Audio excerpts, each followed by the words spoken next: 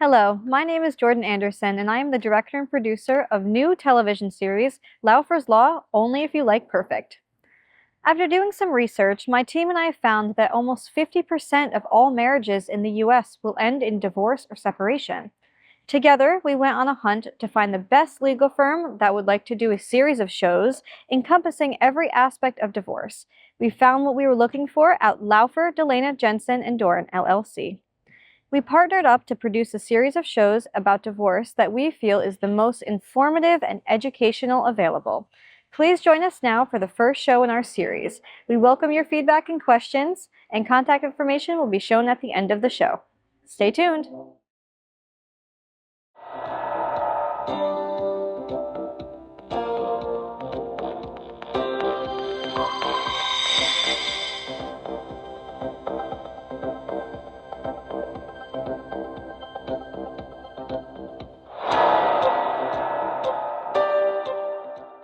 The purpose of this presentation, and the ones that are to follow by members of my law firm, are basically to educate the people that are listening about family law, divorce.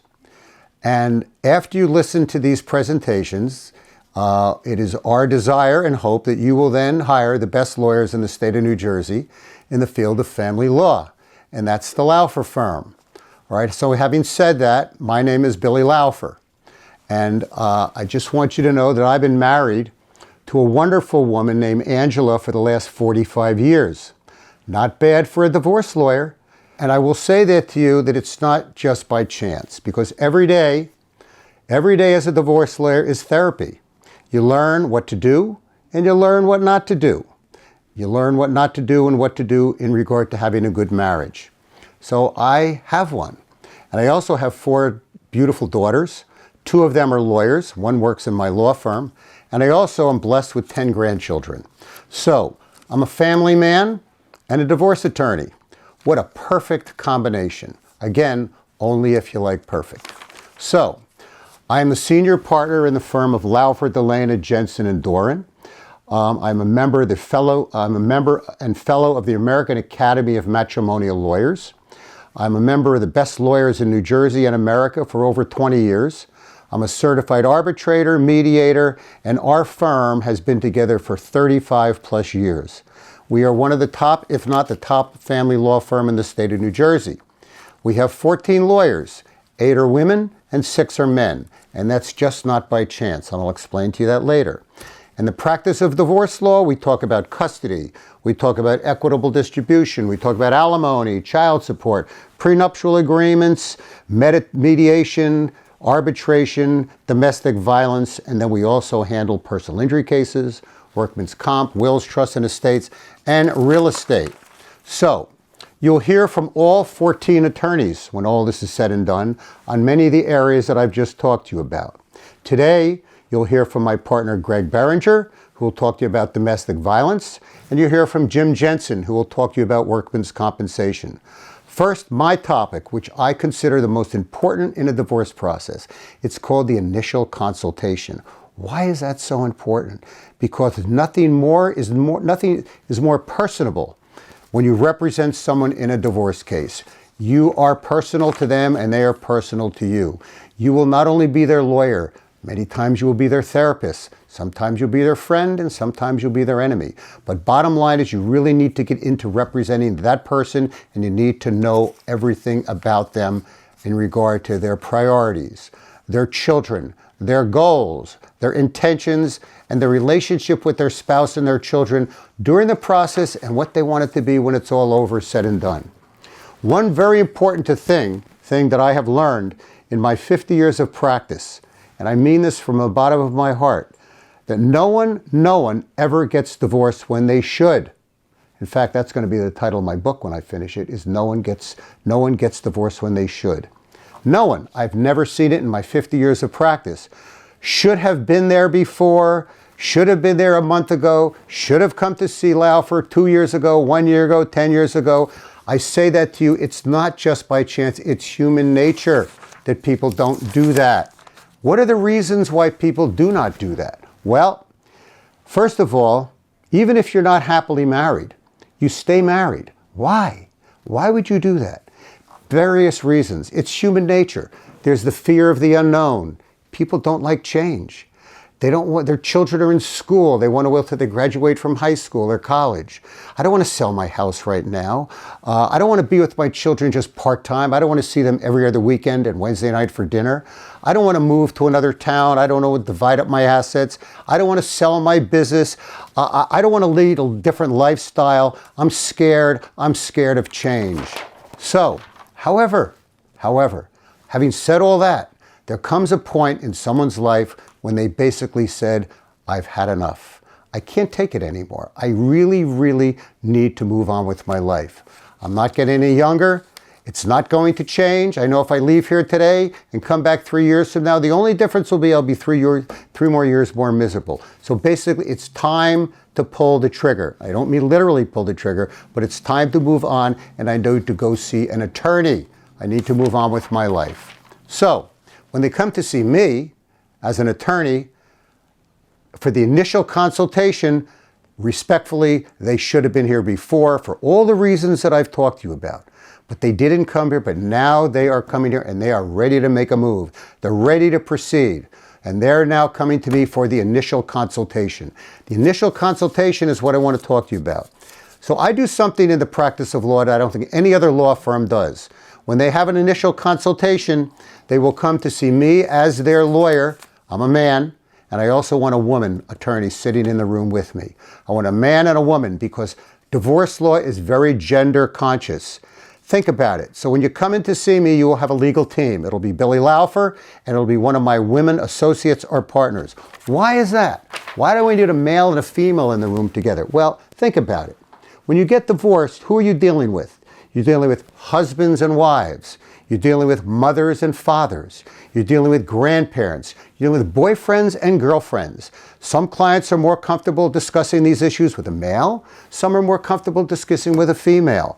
And so, for example, when is the last time you slept with your wife or slept with your husband? Maybe you don't want to talk about Billy Laufer about that, but maybe his female partner associate, you can talk to them a lot better. So I really believe that it's a gender conscious situation, and I think a male and a female, and that's your team. And if you want to talk to Laufer, that's fine. If you want to talk to one of his female associates or partner, that's okay too. So now let's talk about the initial consultation. I really want to get to know that person when they come in to see me. Okay? I want to know them. What do they want? What's most important in their lives? Are they more concerned about their money? Or are they more concerned about their children?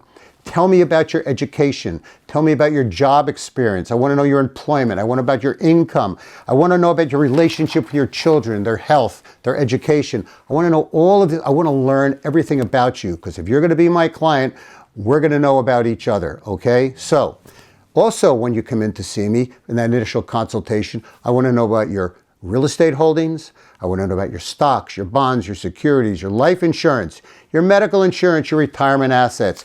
I want to know about your monthly expenses, how many vacations you go on a year. Let's talk about lifestyle. Very important, because when you get divorced, that lifestyle may change because you may not have the same income.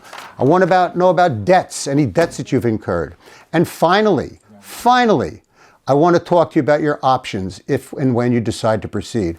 We can file for divorce right now. I don't usually recommend that. If you file for divorce, it's a 1 to 2 year process. What I would like to do is let's send a letter to your spouse. Let's assume I have a woman and she's sitting in front of me. Let's send a letter to your husband. Dear Mr. Smith, please be advised that your wife has retained me for the purpose of representing her in regard to moving forward with the divorce. It is her intention to do whatever it takes to amicably and expeditiously resolve all these issues.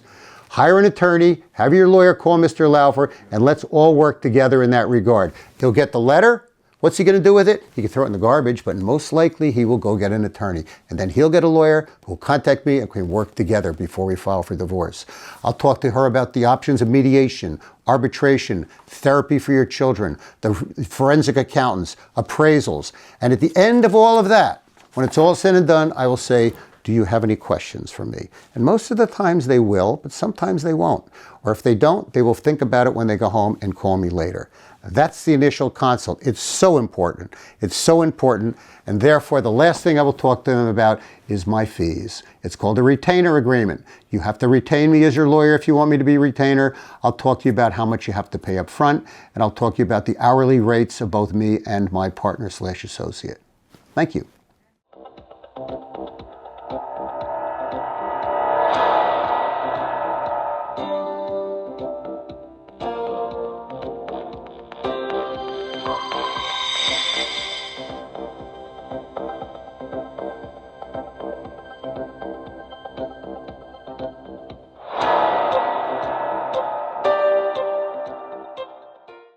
So oftentimes, divorce in New Jersey will start with a domestic violence action. Domestic violence in New Jersey is governed by the Prevention Against Domestic Violence Act, the PDVA. And under the PDVA, there's 19 separate enumerated acts of domestic violence. They include things such as assault, harassment, stalking, criminal trespass, false imprisonment, things like that. These kind of actions are quasi-criminal.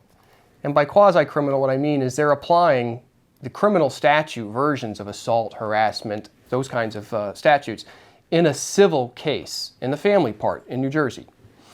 Now the difference between a criminal case and a civil case is that the domestic violence in the civil case, the burden is a preponderance of the credible evidence, which is different than what you're going to get in a criminal case, which is commonly known as the beyond a reasonable doubt standard. So it's a lot less than beyond a reasonable doubt. It's really 51-49, right? More likely than not that someone committed an act of domestic violence.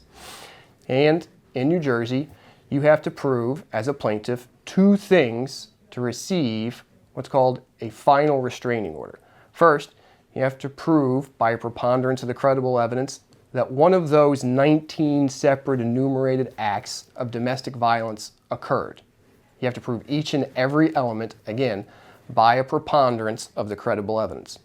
But even if you prove that your spouse, boyfriend, girlfriend, significant other, roommate, brother, sister, whatever, was guilty of committing an act of domestic violence, that doesn't necessarily mean that a final restraining order is going to enter. Under a case called Silver versus Silver, the court then has to determine whether or not a final restraining order is necessary to protect the plaintiff. Right? That's important because you might have an act of domestic violence that occurred 3 months ago. They don't file their complaint for 3 months. They come in, they seek protection on a rather innocuous act, but the real act of domestic violence happened months ago. They don't need a final restraining order to protect them.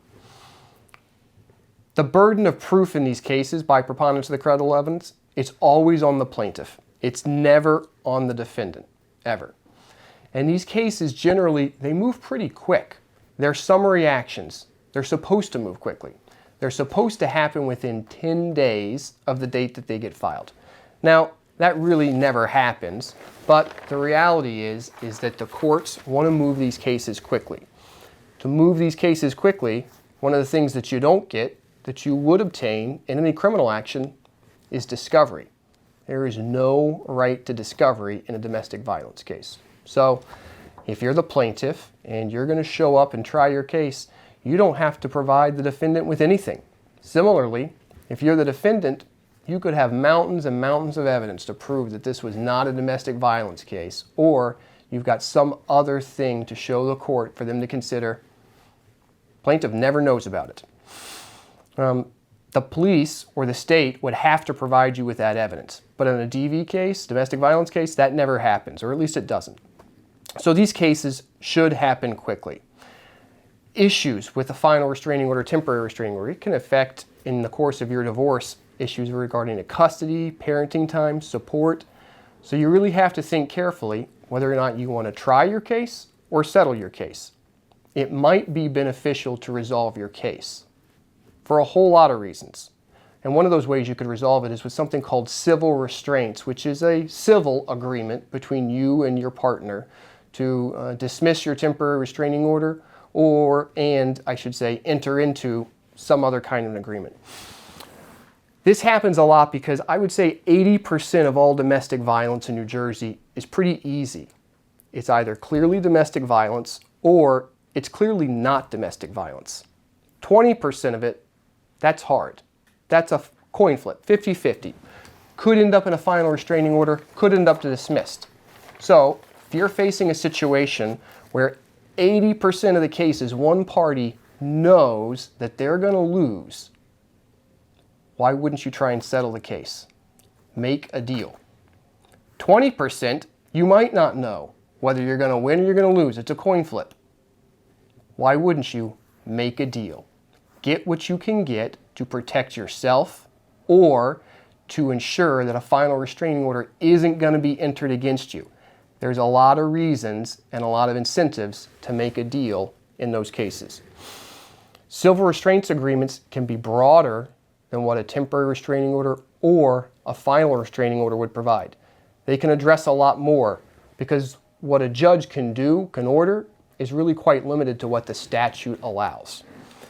In a civil restraints agreement, you could address issues of equitable distribution, immediate support, parenting, custody, who's living where, how long they're living, what's being paid, who's paying it, how much are they paying. All of those things could be addressed where the court might be limited in what it could do. However, if you're going to go down the road of civil restraints, the most important thing you could ever do, prepare for trial. Don't ever go into court with an attorney who says, oh, we're going to resolve this. I don't need to spend the time or money preparing for trial. Even if you're going to settle, you can always negotiate civil restraints, and you're better off negotiating from a position of strength, knowing that you're prepared to try this case if the negotiations fail. So, always prepare for trial. Always sit with your attorney at length to prepare. If you aren't prepared, then you're not ready. And if you're not ready, you're going to end up with an agreement that's less than what you deserve or what you should get because you're afraid of walking into court and losing. And you don't want to lose. So, in caption, domestic violence has a really big effect on what happens in your divorce case. They can affect custody, parenting time, it can affect who lives where, and it can really set the stage for the rest of your divorce case. Make sure, if you're going to settle it, you make the best deal possible, and if you're not going to settle it, you try the case from a position of strength. That's what we do at Laufer Dalena. We try from a position of strength.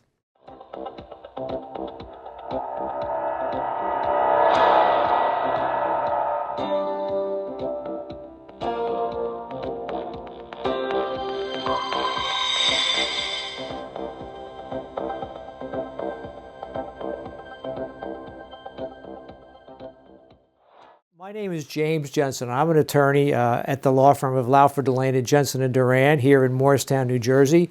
I'm a partner at the firm, and I have been practicing workers' compensation law in the state of New Jersey for many, many years. And I'm here today to give you a very brief overview of workers' compensation law in the state of New Jersey. New Jersey has a system of workers' compensation law where every employer in the state of New Jersey is required to carry workers' compensation insurance. Insurance to provide benefits for employees of theirs who get injured or develop some sort of occupational exposure injury or illness at work. No matter how big the employer is, how small the employer is, everyone is required to maintain workers' compensation insurance. If an employer doesn't maintain workers' compensation insurance, there's monetary penalties the state can assess, and potentially, if they willfully don't have workers' compensation, some of the corporate officers could actually be subject to criminal prosecution. But what it does is workers' compensation insurance pays benefits to workers who become injured or disabled while they're at their job. In order to qualify for workers' compensation benefits, you really only need two things. You need to be hurt, and you need to be hurt at work. So what does that mean? At work means that If you are injured or suffer a disability while you were at work, that means it was in and out of the course of your employment. That's the legal definition, which means that you were doing something to benefit your employer. There are a number of nuanced laws as far as, obviously, if someone's at their office, they get hurt at work, no matter how it happens, they're entitled to workers' compensation benefits. But there's also some nuances as far as something called the coming and going rule. If you're leaving your employer and you're still on the premises and the premises are controlled by the employer and you trip on the sidewalk, for instance, you still would be covered under workers' compensation law. If you go across the street to an outside sidewalk, you may not, but that's getting a little into the weeds. But the bottom line is, if you are hurt at work while you're in the course of your employment, you're entitled to workers' compensation benefits. Again, that doesn't have to be on site. You could be driving your car or in traffic somewhere. If you're doing something for the benefit of your employer, you could be in an off-site location. If you are injured, you're entitled to workers' compensation benefits. And there's really a number of instances which would entitle you to workers' compensation benefits. Obviously, if you're hurt, the most common type of workers' comp case is an accident. Somebody falls at work, something falls on, something traumatic happens at work, and somebody injures a part of their body, injures their back, injures some body part, which requires medical treatment. There's also a part of the workers' compensation law that provides benefits for what's called occupational exposure. For instance, if somebody's working a jackhammer for 10, 15 years and eventually the rigors of using that jackhammer cause them to have back problems, neck problems, hand problems, leg problems, and it can be medically attributed to using that jackhammer, that could also be called an occupational exposure case. The last type of case would be an illness, sometimes because of either toxic chemicals or some sort of exposure at work. People develop illnesses. If it can be traced to your workplace environment, you could also have a workers' compensation case. Workers' compensation is very important to understand, is liability without fault. In order to qualify for workers' compensation benefits, you don't have to prove anything. All you have to prove is the two things, that you were hurt and that you were hurt at work. It is, again, a liability without fault. Unlike, you may have heard of a personal injury case where you have to prove negligence. In workers' compensation, that's not the case. Just the fact that you were injured or suffered some sort of disability while in the course of your employment entitles you to workers' compensation benefits. There's a trade-off to that, however. Workers' compensation is the exclusive remedy you have against your employer. You are not allowed to sue your employer if you get hurt at work, even if it's your employer's fault. So the workers' compensation benefits that you receive are going to be the same. If you trip over your own 2 feet, you're entitled to the same benefits as if you were injured because of some negligence of your employer. And you are not also allowed to sue your co-employees. Workers' compensation is essentially your exclusive remedy for workplace cases against your employer or co-employees. Now, getting a little deeper there is you also, sometimes there can be a case where you have a personal injury case and a workers' compensation case. For instance, if you're driving your car for the purpose of your employment and you're involved in a car accident that's someone else's fault, you could potentially have a negligence case against that person who caused the accident, but still have a workers' compensation case. That's a little more detailed, but you could certainly contact my office for any further discussion of that. So once you qualify for workers' compensation benefits, what are the benefits? Well, there's basically 3 types of benefits that you'd be entitled to. The first type is what's called medical benefits. Let me go back. In order to begin a workers' compensation case, you are required to report the injury to your employer or your workers' compensation claim within 90 days of your acknowledgement of it. The employer is therefore then required to notify their workers' compensation carrier within 48 hours of your report of of the incident. So it's important to report any potential workers' compensation case to your employer or your human resources department as soon as possible. All right, back to the benefits. So there's really 3 different types of benefits you're entitled to under workers' compensation law. The first is medical benefits. Once your employer acknowledges that you have a workers' compensation case, they are required to pay 100% of your medical benefits. There's no co-pays. They pay prescriptions, they pay doctors, they pay surgery, God forbid. They pay anything medically related to your to your injury. The one caveat with that is since they are making the payments, they are also the one who control the treatment. The workers' compensation carrier is the one who gets to select your doctors.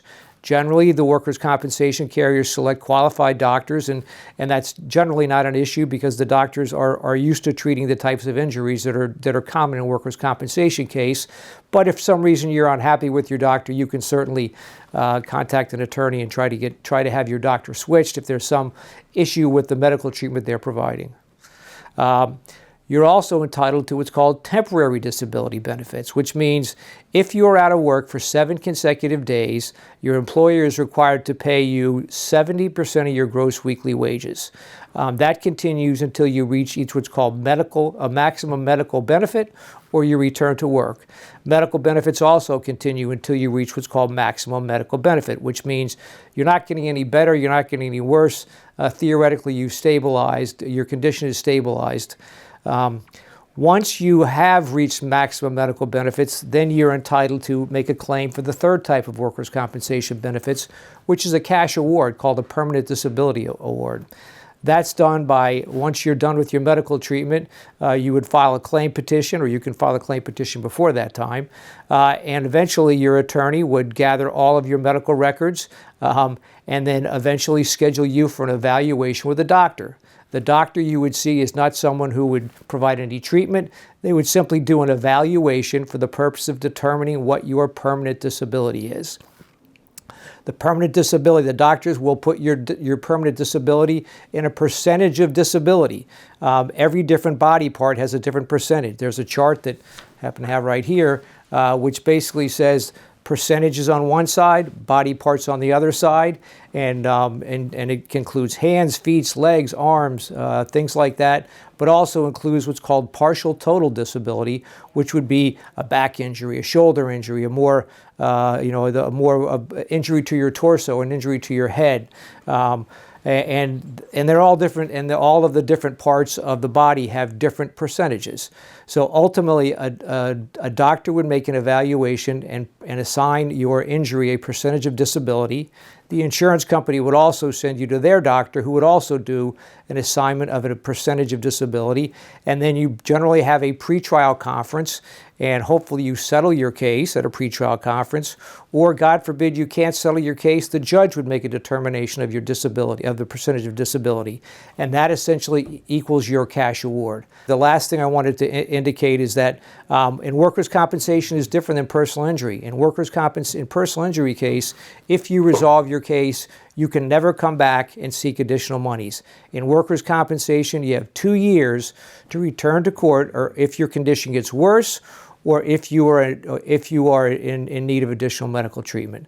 This was a very brief introduction to workers' compensation case. There's certainly a lot more to it. I've been doing this for a long time, and I'd be happy to answer any questions that anyone has, and you can certainly contact the firm. Thank you.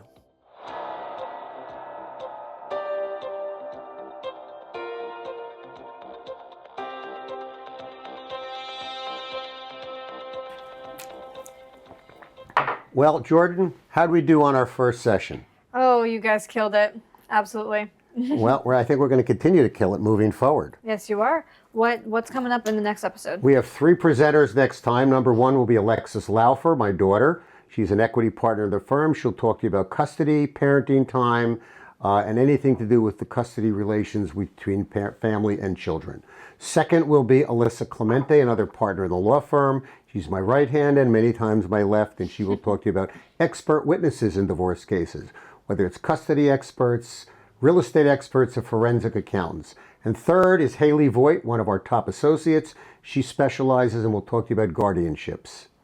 Well, very educational show coming up, and it's been a pleasure to produce and direct so far, so stay tuned with us. Only if you like perfect.